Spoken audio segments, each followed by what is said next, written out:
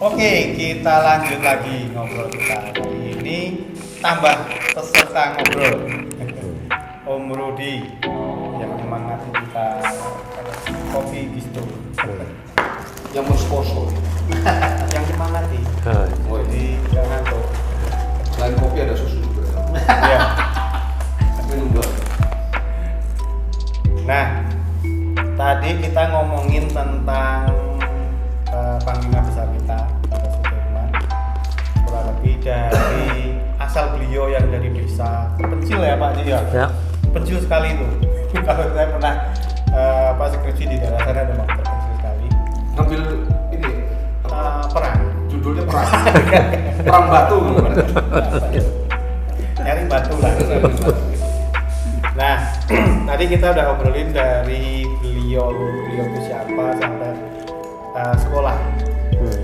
Nah, tadi kita singgung juga bahwa beliau yang besar ini bisa jadi leader ini ya. Kan tadi ngobrol, kok bisa jadi leader ya? Karena memang beliau itu sudah dasarnya suka organisasi.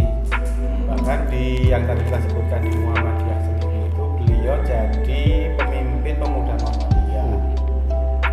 Nah, sampai dengan suatu Jepang datang ya. Ya, Jepang datang itu beliau masuk ini ya.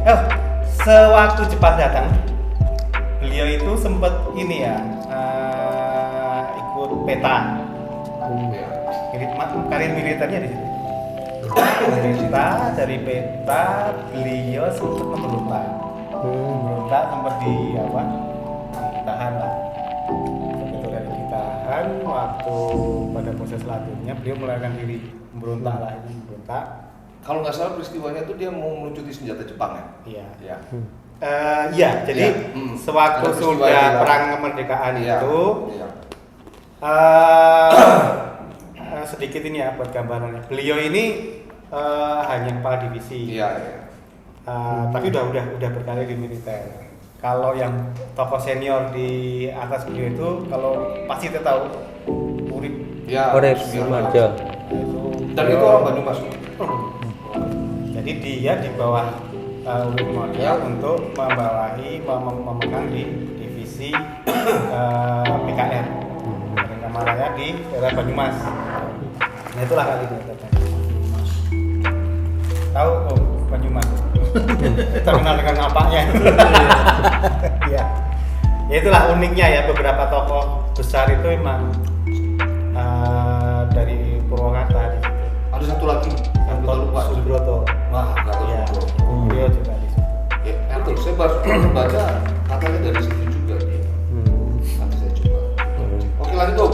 Nah, ada Om Persi pernah dengar karirnya dia yang cemerlang itu sewaktu agresi. Tadi kamu menyebutnya agresi 2. Iya. Agresi 1 itu kan Belanda datang menguasai daerah Semarang dan lain-lainnya. Ada pusat pertahanan di mana tuh di Ambarawa. Nah, beliau lah yang menyerang di situ. Menyerang di Ambarawa ini yang kalau terkenal tuh namanya Palagan Ambarawa itu. Beliau dengan taktiknya capek kurang.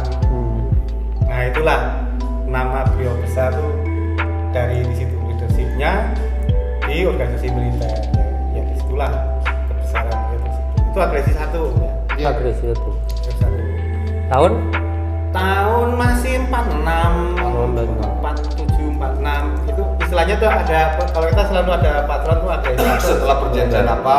Nah, beliau agak kecewa dengan 2 perjanjian, Linggarjati sama Renville, yang akhirnya jadi RIS, negara kita wilayah kita dipecah-pecah, serikat, terus akhirnya itu Jawa Barat dikosongkan karena itu udah miliknya dikuasai Belanda, hanya Siliwangi harus ke Jawa Tengah dan lain-lainnya itu.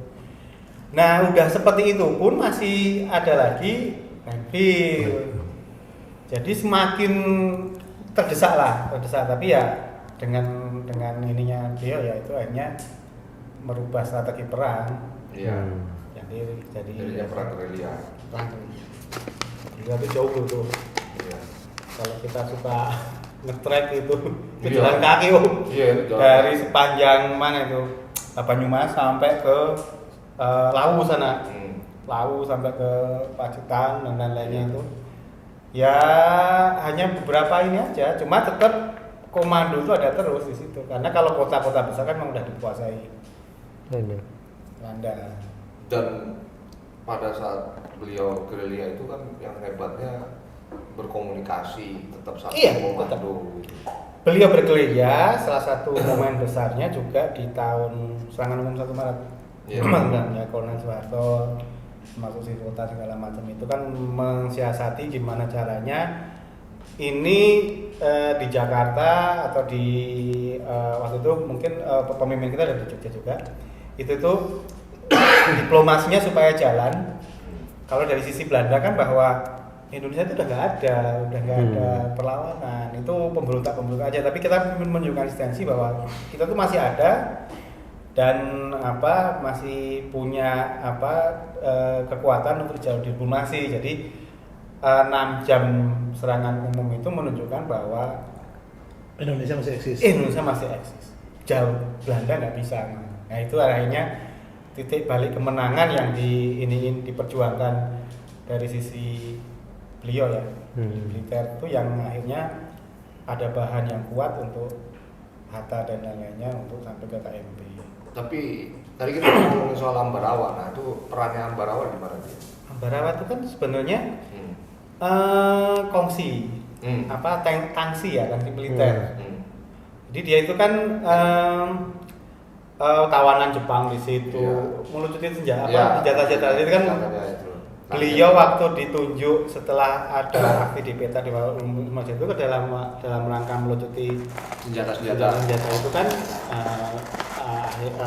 beliau berperan gitu. Iya. Gitu. Ada lagi? Ya itulah kalau menurut saya sekelumit kisah tentang tokoh besar dari Banyumas.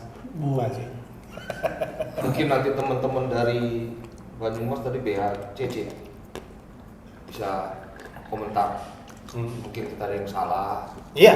Silakan. Betul. Atau mungkin Perlu ada bukti-bukti sejarah baru yang mungkin kita belum tahu. Nambahi. Dan mungkin agak disclaimer aja ya. Kita itu penyuka sejarah, bukan ahli sejarah. Jadi kita emang suka ngobrol sejarah.